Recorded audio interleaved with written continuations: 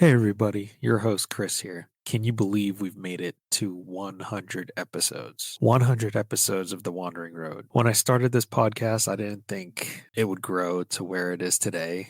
I remember when I first started recording my first few episodes, I kept thinking to myself, what the hell are you doing, dude?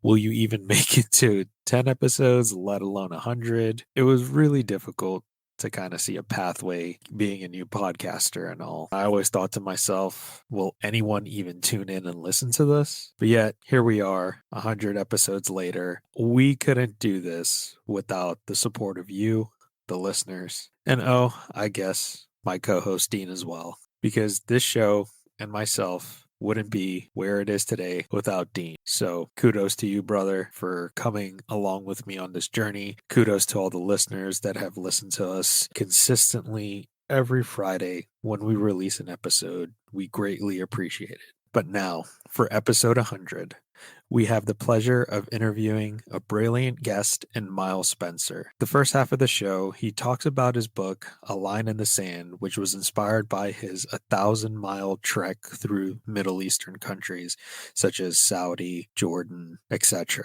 But throughout this episode, he does not only cover his book and his experiences in the Middle East, we also get into some of our normal paranormal topics of conversation, in which we talk about aliens, UFOs, and a bit of spirituality. I hope you enjoy this episode, and we look forward to having you tune in for the next 100 episodes. Thanks again, everyone. We couldn't do this without the support of the listeners. Hope you enjoyed today's episode, everyone.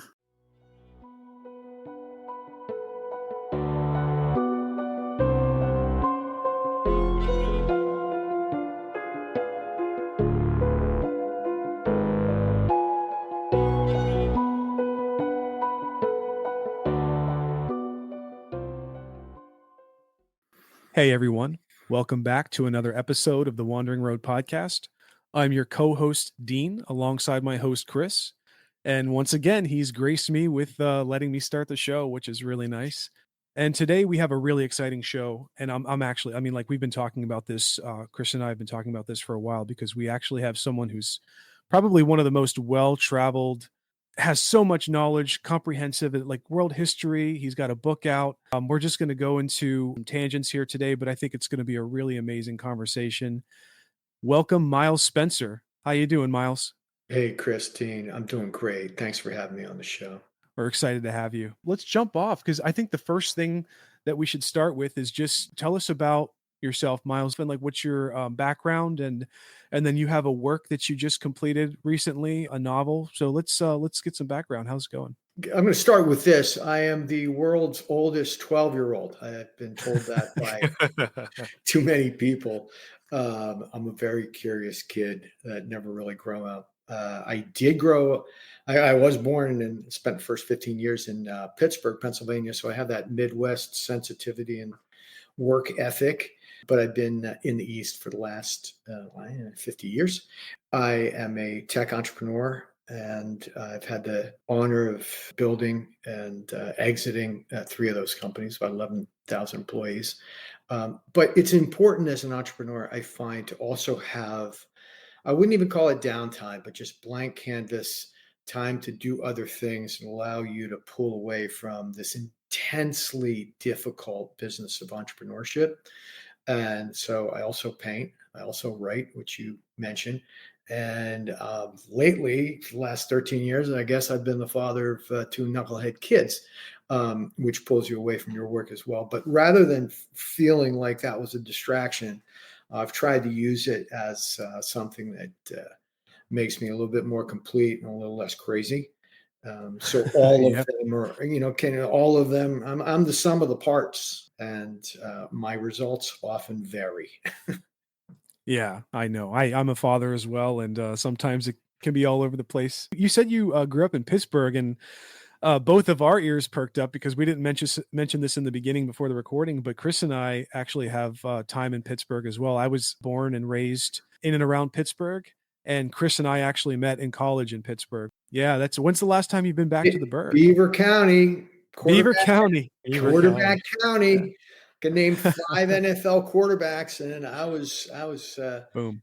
fortunate enough to be a receiver with some decent hands. So that got me Nice. into Nice. slightly better school than my academics would have otherwise done. But yeah, grew up in Beaver, and just love that corner. And I'm back pretty regularly, once or twice a year. I happen to be in a family that my great grandfather, his name's also Miles Spencer, had 24 kids, and all of them Wow. had 10 kids. And so our family reunion used to be like 500 Spencers, and we would pick who wants to be sheriff this year. All right, here's sheriff because we can vote. Yeah, Spencer's dominated that little corner of central Pennsylvania for a while. That's incredible. We could probably throw a stone in Western PA and someone would know like one of your relatives. Good chance. I've got some stories there, for sure. Oh, what the heck! I'll give you one. Yeah. I'm in France. One of my best friends from Philly, his name is Greg Matusky. He runs a PR firm. His father, last time he saw Europe, he was shot out of the back of a B-24. And my dad was the son of U.S. Army rifleman, sniper. And so we're bringing them on what we're called two wars, two sons, two fathers tour, right? And they had never known each other before. They're in the back seat of the car, and we're driving along. And I think Art, my dad, says to Paul, his dad, "Hey, where were you from?" It's like, "I was from Barkeyville." It's like, "Oh my God, I was just down the river in Snydersville." It's like, "Yeah," and they started playing like, who do you know? And they hit on this one, like Janice. Janice, you knew Janice? Ooh. Yeah, I knew Janice. And it's like, well, I took her to the senior prom in my high school in May of 1955. Well, I took her to my senior prom. It turns out Oh they no. both dated the same woman. And then a fist fight ensued in the back, and then they had to get a separate car. Oh I got my no God. follow-up on Janice, but Paul and Arthur were great friends, and they moved on, but Greg and I remain great friends. And so to your point about throwing a rock and hitting a Spencer somewhere, yeah, very small town. Yeah, Yeah. we I can gotta talk about ask this. Miles. Oh yeah, go ahead, man. Go ahead. Pittsburgh Steelers. Of course, Okay. back when they used to win Super Bowls. I mean, I got to give credit to the Rooneys. They are steadfast, and I don't think I'd be very surprised if Tomlin's going anywhere. But it would be nice to win a playoff game. Yeah. I thought Pickett, Mr. Little Hands, was it was going to go a little further and give him another year or two. And, what's his name? Russell Wilson is a slippery old guy, but I think he had a tea time on Sunday because it's like they were out of the game in the first quarter. So I have, yes, of course, Steelers through and through. I've perpetuated that with my son, who knows that when the Steelers are on, the house stops. Chris, as I've been talking forever, why don't you throw Miles the question about the book? So, Miles, with your book, A Line in the Sand, you co-authored this book with Wells Jones, and it's based off of your travels throughout the Middle East. So why don't you go into the book a little bit and tell us a little bit about it? Well, thank you. It's based on a true story, but some of the characters are mishmash. Some of the events are portmanteaus of things that one of us has experienced and the other did not. And first of all, let me say I'm not a historian by trade or by education. I just love history. We love to tell stories that allow people to learn history. You do that through entertainment, right? I'm going to say Indiana Jones is a great example of that. So after 9/11, Wells and I, again, curious dudes. By the way, some background on Wells. Wells is former Navy parachute rescue special forces, 6 men to jump Antarctica, halo jumper, mountaineer. sick adventurer. He tends to do altitude, and I tend to do depth. I like scuba and the rest. So he's coming through town, and it's a little bit after 9/11. He said, like, what are you reading? I said, well, Seven Pillars of Wisdom by T.E. Lawrence, trying to figure out, who, what, why, where, when of 9/11. I just can't piece it together. And I said, what are you reading? He said, same thing, just finished it. So what do you think? I said, well, T.E. Lawrence seems to be, that's Lawrence of Arabia in the movie, right? It seems to be the one Westerner in the last 100 years that actually understands the Bedouin mentality. Bedouins are the desert people of that region, whether it's Lebanon, Syria, Jordan, Saudi, Israel, etc.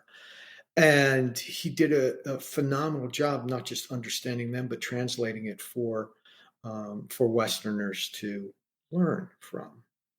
And I think the answer that we're seeking is actually not just in the page, but in the footsteps that he took in the Arab revolt from Jeddah, Saudi Arabia to Damascus, Syria. To which I said, well, let's go. And then cue the background music, like, duh, duh, duh, duh, duh. I mean, I had at the time hosted a television show called Money Hunt on PBS. I had written a book about entrepreneurs pitching their ideas, and the YPO, Young Presidents Organization in Riyadh, gave us an invitation to come speak about the book. It's not a lot of Western books presented in Riyadh, Saudi Arabia at that time, but we were one. I guess we did a good job. And they said, cool, that's really great. What else do you want to do? And we said, well, we'd like to hike 1,100 miles, trek 1,100 miles from Jeddah to Damascus, following the steps of T.E. Lawrence. Now, it's interesting to note, Lawrence was actually born out of wedlock. He was an illegitimate kid growing up, changed his name. It wasn't Chapman. He adopted Lawrence. Brilliant kid, loved Crusader castles. Crusader became very important.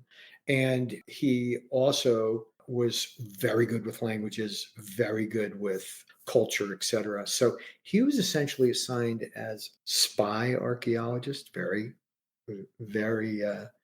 Indiana Jones, in Mesopotamia, now Iraq, Jordan, etc. So he learned the languages, he knew the people, and he was drawing maps, right? Well, they were preparing for war in the First World War, and the Turks were going to join with the Germans. So the British needed some pals. So they sent Lawrence up into the mountains of the Hejaz to cajole and bribe the Hashemites into leading this revolt. And he said to them, by the way, here's some gold coins to think about it. But he said to them, if you help us unseat the Turks and you make it to Damascus first, you'll have a pan-Arab state and you'll sit at the top of it. Good deal. It's like, sign me up, right? Now, can you imagine a 5'4", blonde-haired, blue-eyed Westerner convincing a bunch of Bedouin Arabs to, revolt against the Turks and make it to Damascus? He did it. Incredible. Yeah. Incredible. Absolutely incredible. So they all know Lawrence. Now, the interesting part is, after that happened, King Saud, consolidated that peninsula behind them. And so the Hashemites, which used to rule Mecca and Medina, the holy cities of Islam, are now only in Jordan.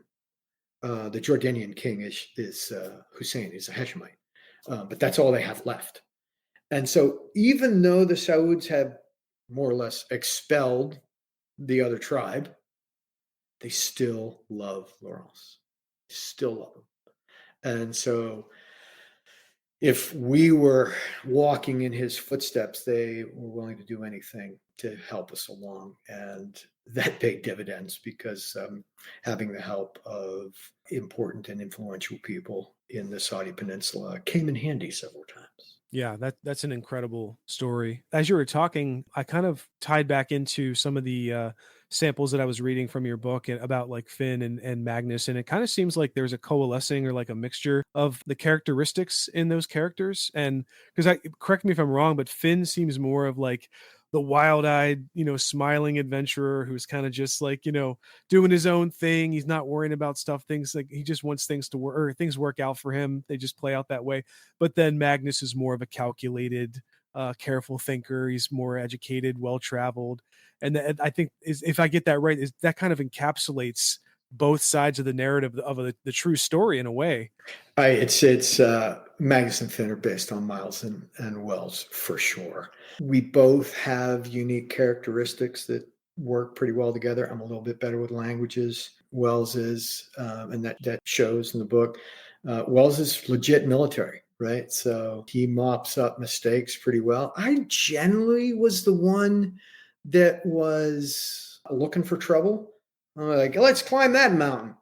And Wells was the ones like, how are we going to get there? But more importantly, how are we going to get back?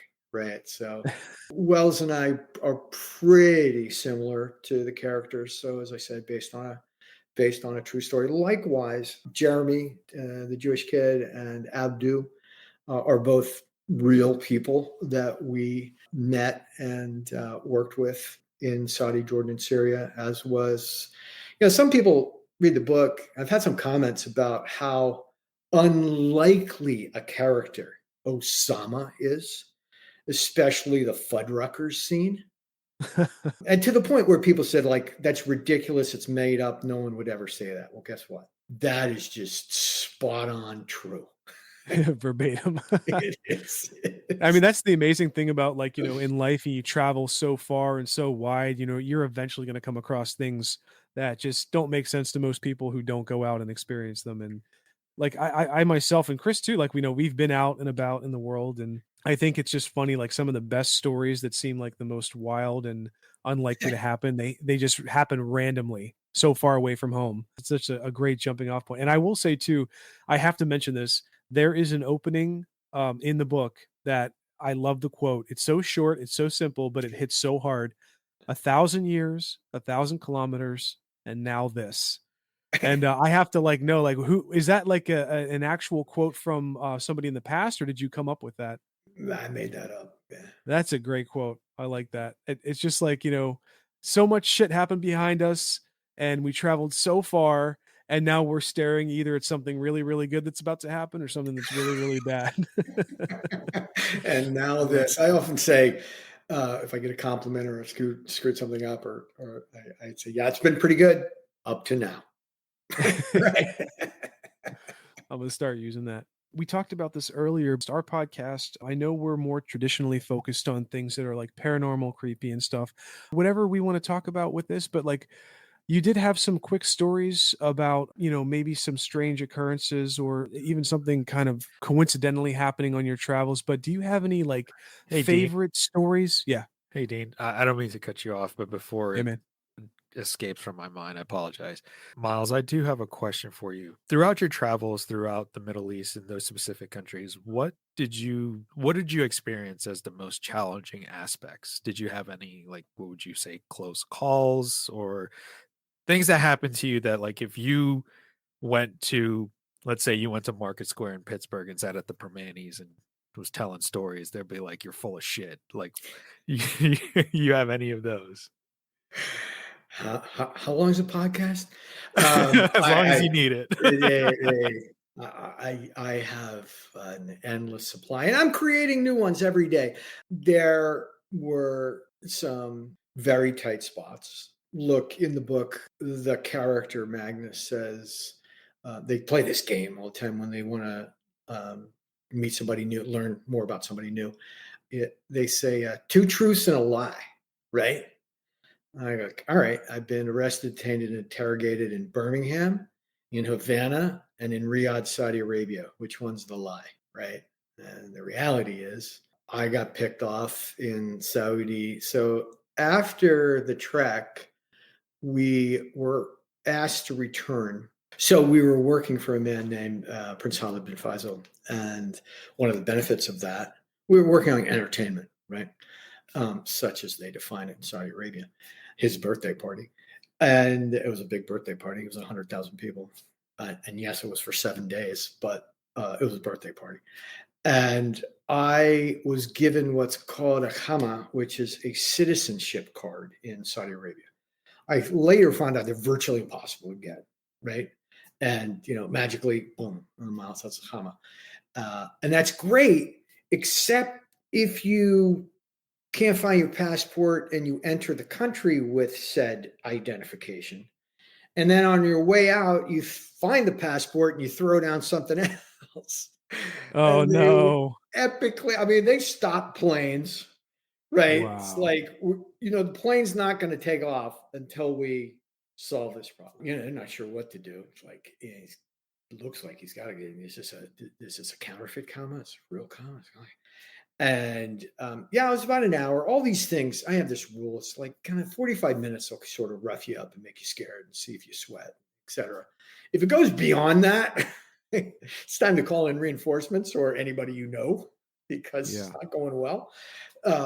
And so I wanted to get to London or Dubai. I can't remember where it was at the time. And I just finally, at the 45-minute mark, I just had it. And I just went for it, pushed all in, and I had the cell phone of the chief of staff of the guy, and I just hit, okay, it's 2 a.m., 2:45 a.m., which is not that late in Saudi Arabia, by the way, but it's 2:45. The phone's ringing. You're going to explain to my boss Yeah. why you're holding me, right? It's ringing. What do you want to do? It's like, and of course, even at that time, the picture of the guy comes up, right? It's like, you're going to need to explain to this guy. They let me go. So Wells and I tend to try not to get into spots like that, but we also push the envelope in terms of discovering new things and having what we like to say an adventure with a purpose.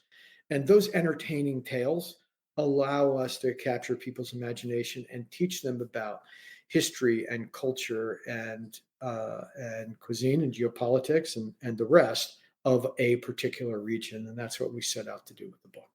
So, Miles, my follow-up question for you today is, throughout your travels, what's something you could say is like a misconception people would have about that geographical region? I love that question. Once again, I should ask how long a podcast is, because there are a lot of misperceptions, and that's really one of the reasons for the book, A Line in the Sand. But I'll give you one, and I experienced it myself. I mean, we covered Pittsburgh and the Midwest and the rest. So imagine that character showing up in Saudi Arabia, and we're trekking 1,000 miles. And by that, remember, trekking is on foot, on camel, on horse. We had support by Toyota FJs, right? So it's just, I didn't put 1,100 miles on my boots, but close. And we're in a place called Maghar al Shayab. It's not the Disney World of Saudi Arabia, I assure you. And our guide is very broken English, but very animated, and telling a story about this place, this archaeological dig where they believe a guy named Musa was here, a guy named Hagar was here, a guy named Ezra, a woman named Ezra. I'm like, those are characters in the Bible. Yep. And we went through a dozen of them, right? And it actually is the place that Job and Lot and the rest travel through there. Abraham is in the Old Testament of the Bible. Well, guess what? I said, where do you get these stories? He says, oh, the Quran. It's like, you telling me that the folk tales of Christianity and of Islam are using the same stories and the same people and the same sand? And he goes, yeah, I guess so. And well, Israel's only that far away. Can I call? I did. I called a Talmudic scholar in Jerusalem. I said, I'm going to name 12 characters from this book, and you tell me whether you get any of them in the Torah. We went 12 for 12. So the misperception of this, Midwestern dude from Pittsburgh was that, look, I grew up with Christianity, right? I don't think I met a Muslim till I was 15. There's a couple of Jewish kids in my neighborhood, but I didn't really think of them as such. Um, and I just assumed that, like many religions do, our truth is the truth. Everyone else is going to hell. What rocked my world in Magar al-Shab was we're using the same stories with the Yeah, same characters. 100%. Yep. Like our commonalities are more prevalent than our differences. Now, the differences are what each one of the fundamentalists or the radicals magnify in order for people to get excited and do awful things to each other. But my experience was those differences are pretty slim and the commonality is pretty significant. yeah. I've had similar experiences too, where and my quick little spiel here. When I was growing up in Western PA, the same area. This was back in, I think, maybe 2004, 2005. So not long after 9/11. And if you're listening to this podcast, you don't know like the air or the feeling, the heaviness that was happening around that time in America. It was pretty heavy. There was a lot of consternation and fear and even hatred against Muslims for the freshness of 9/11. And if you grew up in and around the US at that time, you experienced it. But I had a friend in high school from Indonesia. And Indonesia, if you're not familiar, is in Southeast Asia, and it's the most densely populated Muslim country in the entire world. And back then, when I was, I was really close to this friend of mine in high school, he would tell me these amazing stories, and like I would just get all wide, like bright eyed, and just like traveling. The idea of traveling through another country in Southeast Asia I was infatuated, and I was only like maybe 15 or so at the time. And so he's like, dude, why don't you just come with me during break? Like, come with me for a month to back to Indonesia. I'll show you around. His family was like really, really wealthy. So they like really tied in. So like there were a lot of opportunities to travel around the country and see all this amazing stuff. And I was like, it was like the one thing I wanted in my entire life. I would have traded my entire collection of whatever for that. And I basically, I asked my parents, and then at the time, they're like, hell no. I'm not going to send my 15-year-old to the most densely populated Muslim country in the world. And that, because of the misconception of Islam and 9/11 and stuff like that. And I basically had to beg for like weeks. And then finally, my grandfather, who was more well-traveled, he thought a little bit more carefully about things. He was a doctor and stuff, and he convinced my parents to let me go. And it was the most amazing experience I've ever had to this day in my life, because not only was my youth tied into that travel, which is amazing and magical, I also met some of the nicest people, the most humble and gracious, kind people I've ever met in my entire life were in that country of densely populated Muslims. I have to tell that story because it ties in so perfectly with this idea of misconception and mystery of travel and stuff. And it really hits home that if you stay in your comfort zone, then you're just gonna atrophy and you're just gonna become bitter. Well, not everybody, but it happens. So that's just my little add in there. Love it. It does remind me, one of Wells' friends is a carpenter, heard that we were going on our first trip to Saudi, Jordan, Syria.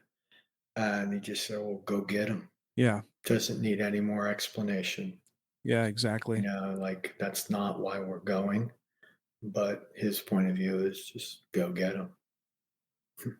Yeah. This might be too heavy of a philosophical question for the purposes of what we're talking about, but I might as well just throw it out to you, Miles. Like, so we talked about different religions using the same stories, and there's obviously a lot of historical context there about the evolution of religion and stuff. But what do you think, from your perspective, like, what do you think humanity is if we have so many shared stories like that? Is it more just structural about how things played out in humanity? Like one story got carried 1,000 miles to this place, and then it got, is it like that, or is there something underlying humanity? We talked a little bit about this before we got on the podcast, but like, do you think that there's something more there about these similar stories?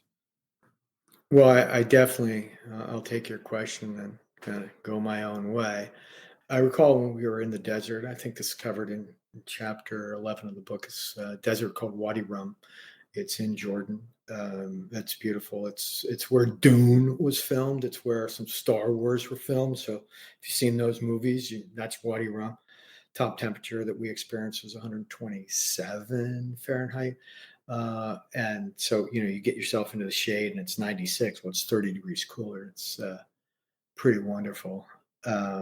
Although it's still 96. There's no humidity, so you don't have that. Very dry, arid desert. And at night, there's not a lot to do, right? you make some food if you've got it. Curl in your sleeping bag, you zip it up so you got no snakes with you in the morning because they like the warmth. And you look up into the sky and there's no other light for hundreds of miles, no light pollution whatsoever. And you see these stars, they're like on top of you, they're like a blanket. I've never, perhaps Galapagos on the equator would be the only place that I would compare the stars to be as amazingly clear. It reminded me of basically a belief that Wells and I share, and that is that the universe is bigger than we are. And perhaps this is a bit of stoicism. Perhaps this is a bit of managing expectations, but the world's bigger. It has its own chaotic plan, and it reveals itself when it damn well feels like it. I had meetings booked in LA last 2 weeks. Like, okay, well, the universe doesn't think much of your calendar, right? So we both believe, but I'll express my own, that we are very small, insignificant specks. The universe is a much greater thing. We can do little things to make us feel like we're contributing, and we have a degree of control. But in reality, the universe reveals its plan when it's damn well ready to, and we react to it. And such is life. Having any other expectations sets you up for disappointment. And so that is our mystical philosophy segment of the podcast. That's my take on what's out there and how insignificant we are. But there's something bigger, and I'm okay with that. Yeah, that's I totally agree. I think that at the very root of whatever people believe in, there's clearly something going on. Like, maybe you can't, people try to fit it into a certain category or narrative or whatever. But at the end of the day, there are just too many strange things that happen in this life to be just coincidences. And I've had those moments too, where it's just like, you kind of just look up at the sky and you're just like, really? Like, we're smart enough. Like, if you're really, really smart and you're really, really perceptive and you have a really well-traveled mind and all this stuff, you're Right. constantly calculating things and you're constantly aware of what the odds are of some things happening and stuff. And there are just these moments where things just align in a certain way and you're just like, there's no way. There's no way this is not something deeper. I would like to experience that one day. Just Yeah. seeing the stars without the light pollution. Oh, I know. Me That'd too. be Like the arm in the so Milky Way. amazing. That's Yeah. one of my bucket list dreams, is to be somewhere dark enough to see the arm in the Milky Way. Have you seen that, Miles? I have Scandinavia. I have. There are some good places. I'm just thinking off the top of my head. I mean, Florida Keys, Cuba in a blackout, Galapagos, Egypt on the Nile on a sailboat with nothing around us. Yeah, I've been to some places to see stars from down here, but I've never been up there. I've not been out of Yeah. our atmosphere yet, up to now. Yeah. We'll see if that's a future adventure. That would be amazing. The space tourism is coming, so, and it's not. Hopefully, it's not always going to cost $1.2 million to get up there. That's right. Um, Well, we still have a couple more books here on planet Earth to Yeah. write based on Magnus and Finn. So I'll stick around the Blue Marble for a little while longer with my books, but I'm not averse to going to space to write one. I remember just the gravity of the stars too. Like, no pun intended, but like, I almost broke my neck flying over the Atlantic Ocean because my head was turned to the port window of the left side of the plane, and I was glued to that window for 2 hours because I had Wow. never seen such a densely populated sky of stars. And even to this day, I have not been in an environment that replicated that. And I can still vividly see that, like in my mind's eye, that like you couldn't go like a millimeter in your perception without hitting another star.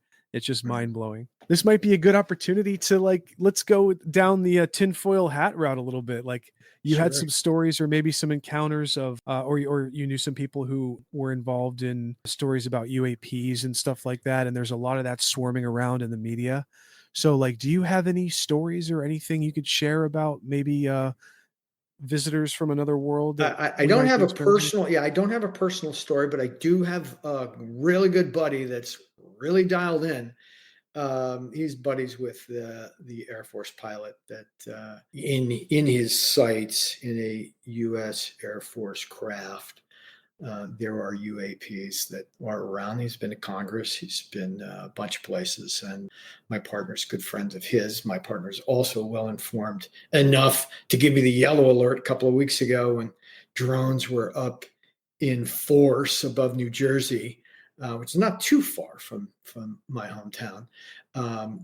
From what I understand, in that particular case, those drones may have been owned by Earthlings or may not. If they were owned by Earthlings, no one's owning up to it, which is disappointing, right? I mean, you'd think if it's Department of Defense or someone else, they'd say, like, yeah, there are drones we're looking for. Actually, there was a medical nuclear device that had gone missing in the port of New Jersey. So we're looking for that, right? You could come forward and say that. The governors of New Jersey are freaking out. So tell us what's going on. And it seems strange that no federal government official came forward and said, like, it's not ours. We're looking for it. It is ours. Don't worry about it. We're up there. So those are the two Earthling rationales which didn't come forward. So then there's the third one, which is like, it's getting close. So in any event, personally, I've got a stash of Gatorade and power bars and a full tank of gas and ready to drive north. I have no idea where I would stop, but I got, hey man, I've watched The Last of Us with Pedro Pascal. So like, I sort of know what to do. Like, get out of the big cities and have enough food to get by for a while. So And look good doing it. Yeah, those are. So I would say it's friends with experience, and they are utterly convinced that it's just a matter of time. These are like captains of industry, Right. otherwise very believable people. But I have a buddy's a PR guy in Philly, and when I talked to him about it, he said, the standard will be an address from the White House, right? Mhm. It takes that level of credibility to say, hey, I want to address you, people of America. I've got some news to share, and it's official, blank, right? Right. So short of that, it seems like it's all hearsay. I mean, could be true, could not, but there's, the acid test will be a head of state coming forward saying, it's real. They're here. I'm in. Yeah, it's not going to be disclosed by some grainy video in a Miami mall. Totally. Or maybe it was. We just don't. That stuff is around and it's growing and et cetera, right? But until a head of state risks his or her own reputation and says, like, it's on, they're here, I've seen it, I think that's the acid test. Going back to the sightings in New Jersey and stuff, I completely agree. I mean, if you kind of use any semblance of analytical thinking from the situation, like what's going on, it's like, okay, like you said, no one's coming out and taking any claim. So one of the most interesting theories I heard about what was going on with that was it was a show, an unspoken show of force. To whom, I don't know. Some people floated the idea that maybe we wanted to show China or whoever else that we got all the drones and we got some big drones and we control them perfectly to where we could do all these maneuvers and stuff and not have it come out as to what's actually going on.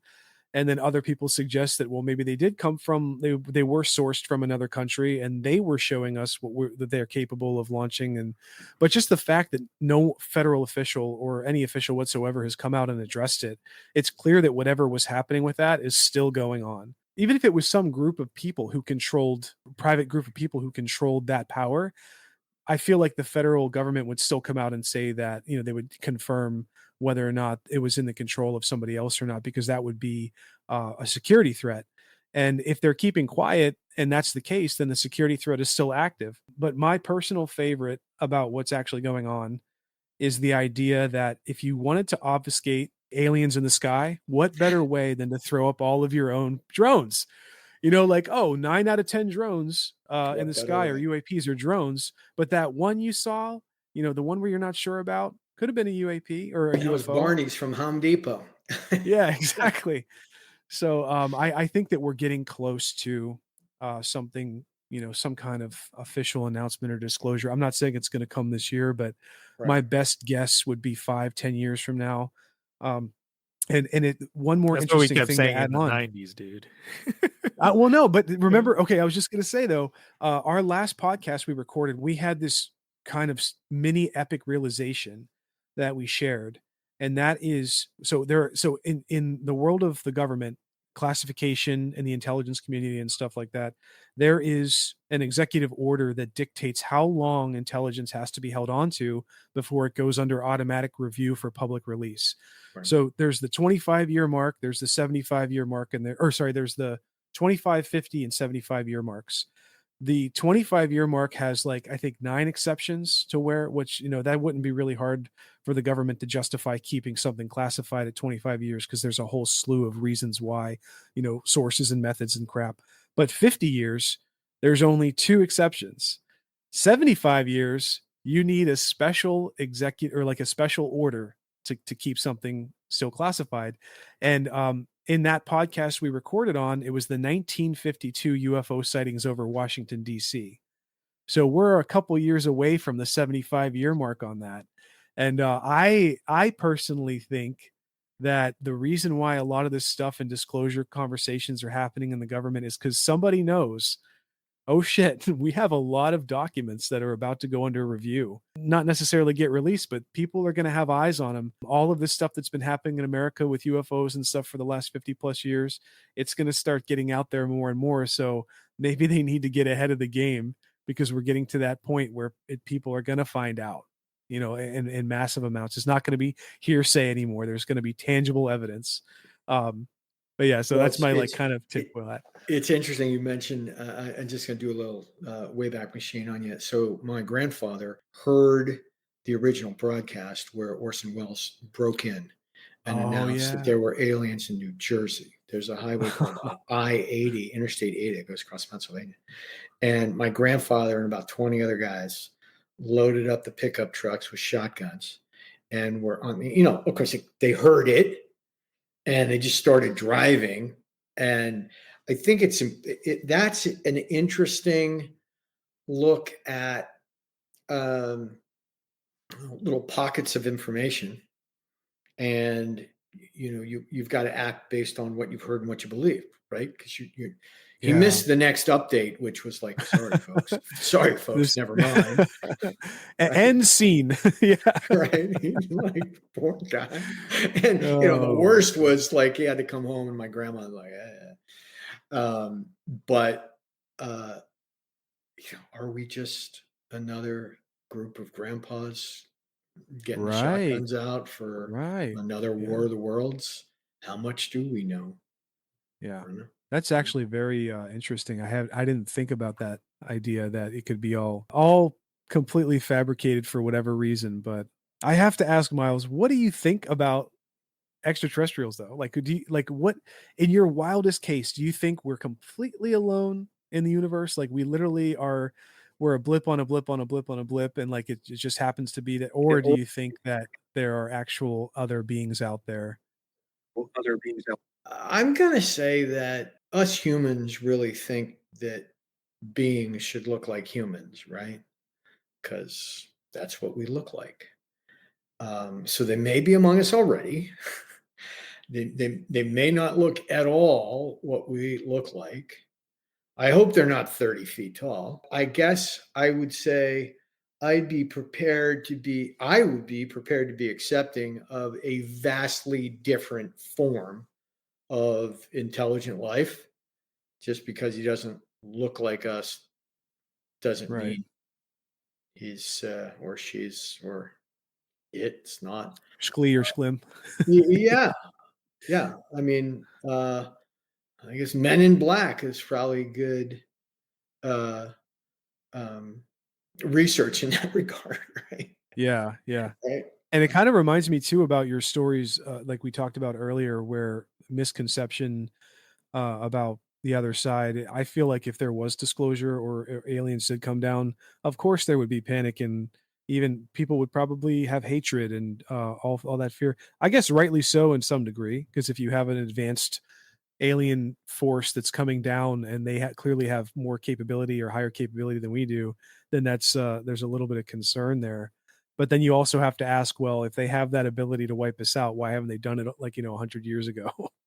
So Well, hold hopefully on. that's Isn't the case. there a religion that basically believes that we're just being farmed for our for Hmm. whatever, and they'll come back and pick up our vital parts when they feel Yeah, like it. So that's all possible, and the yeah, universe will reveal its plan. yeah, yeah. Yeah. Yeah. And Nothing then we can control. and then Chris's worst fear will be realized, which is being eaten by an alien Oh, absolutely. It is one of my worst with fears. That barbecue would sauce. suck so bad. Yeah, we Like, find out like we have all this we're deep like food culture and source, knowledge and like, oops, you're just you're just slaves or you're just food. food. Well, I Oh, mean, yeah, historical reference, Rod Serling, The Twilight Zone, and an alien lands in DC. You know this one, right? And Yep, yep. Hmm. basically, there's this book where he's here to serve man. It's like, oh, how nice. What would you like to do? They say, all of you're helping us out with this. You're helping us out with that. You've served us so well. It's like, no, no, it's a cookbook. Yeah. And they speak published by by Clearinghouse. Oh my god. God. Mi That's a good one. Yeah. Oh my god. Miles, I have one more question for you, and Dean, I could throw it back to you to see if you have any final questions before we close out the show. So, my final question for you, Miles, is when you reached out to us, you mentioned our Mars episode. You said you listened to that. You're a little intrigued, but I just wanted to get your overall perspective because like we said earlier and before we started recording, we're a paranormal podcast, but we like to talk about a whole bunch of different things. With your upbringing being in Western Pennsylvania, you said you grew up around Christianity, you were exposed, to Islam and stuff while you were out in the Middle East. What are your thoughts when it comes to with regards to like folk tales and every single religion has its own specific like demon or boogeyman throughout all the experiences in your life and all the places you've traveled? What are your thoughts on the paranormal and things like that? Do you think there's some sort of grounding in that there's maybe something true, or do you think it's just human imagination? Well, I'm going to preface this by saying I'm a busy guy, so I don't spend too much time on things I can't get my head around. That's probably one of them. However, I do believe that I don't know if it qualifies as paranormal. We are spirits living for 50 to 80 years in material bodies, right? You talk about singularity or living forever. Well, my belief has been for a long time that the soul lives on forever. And my example of that would be, my son or my daughter will walk in here shortly and we'll have a conversation about their grandfather who's gone now, but his soul remains, right? And when the body just gives up, right? But his soul and his spirit is still with us. And, as my mother, when she passed away, she was of the same belief set. And it was clear that she was running out. And she said to me, "This too shall pass." Like, Yep. is her disease going to pass? Is her ailment going to pass? No. No, the problems my spirit is having with this material body will pass. My spirit lives on, and here she is today on your podcast. That's brilliant. I love that. Yeah. Dean, do you have any final questions for Miles? I think the last thing I'll say is kind of going to go off of what Miles just spoke about. And it's kind of maybe a little bit too specific, but like I also think that that's the case. I think that there is a continuation in some form or function. I don't know what that means. The thing that I get tripped up on is like if you consider that, like, let's say all three of us are sitting here as adults, right? Like, you know, what humans characterize as adults. But there was a time in our lives where we were adolescent and even younger than that, and we didn't know what we know today. And if we all survive for another 10 years, the us now is, you know, the us 10 years from now is going to be Be quiet, huh? different than the us now. So that's a tough one, right? So like when you pass, if you like when you pass away, your spirit carries on. Does it continue to grow? Or does it have like we've talked about this in past podcasts, Chris, where it's like, does the soul suddenly have unfettered access to all of the experiences in like a timeline in a life that we as being alive don't have access to, other than maybe a couple memories? Because I'm certainly not the same person I was when I was 15 years old. I mean, Right. maybe in some ways, foundationally, but that also means that maybe 15 years from now, if I'm still alive, I might be even more different. So like, I don't know, throwing that idea out there, what would you say to that, Miles? How would you approach that concept? Well, it's kind of cool because I've never imagined spirits hanging out in a parallel world, building their own further spiritual personalities, Mm, X the body. But it's magical to think that. I think that our spirits are the accumulation of the good and some not so good things that we've done in our lives and contributed to society and those that we love. And I can recall uh, one person that passed away. We're pretty all pretty upset with it to the point of an awful lot of tears. And it was a 5-year-old that sorry. said to us, "You know, this guy has so many wonderful things that you guys just talked about in the memorial service. Why are you crying?" And so, because I want more, and there won't be any more. And like only a 5-year-old can. She said, "Well, once the tears clear, you'll see those things again, and you'll be fine." Wow. That's beautiful. I think that, I mean, there are a lot of cultures in this world that would agree with that, because a lot of cultures celebrate the death of somebody, and not in the sense that they're happy that they're dead, but that they lived and that they had the experiences and shared the life that they shared with the people. And I grew up around the idea that you're supposed to treat death with somber sadness, but I think I like the latter better. I think I like, you know, focusing on all the beautiful, amazing moments you had with somebody. And um, yeah, I think that the spirit carries on in some form, and that's just reflective of the goodness that whoever was here, you know, brought with them. So I think that's a good way to wrap up the show, Chris. The last thing I want to give Miles the chance to do, finish up talking about your book. Where can people find it? And if there's anything else you want to point people to, like websites or businesses or something like that, please feel free. The floor is yours. Yeah, sure. Thanks for having me on the show. Both of you guys have been fun. You can learn more about me at milespencer.com. I just write about whatever the heck I'm thinking about on that particular day. My entertainment app that we mentioned is Relay, and that allows you to scroll through and make choices about what to watch tonight. A huge problem in America now that the other problem is solved. The book, A Line in the Sand, is available on Amazon. I personally think that it's better on Audible. Same words, but there's a narrator by the name of Eduardo Ballerini who is absolutely amazing. And I listened to it and I said, did I write that? He's that good with the words. Nice. I highly recommend the Audible from Eduardo. Awesome. Well, thanks again, Miles. It's been a blast. Maybe we can get you on again in the future for some updates. And if you put out any new works, we will totally, and you're more than welcome to come on anytime. So this has been fantastic. Any topic you want to cover. Yeah, Sounds man. great. Thanks very much. You book out in March on Havana, so I'll circle back with you then.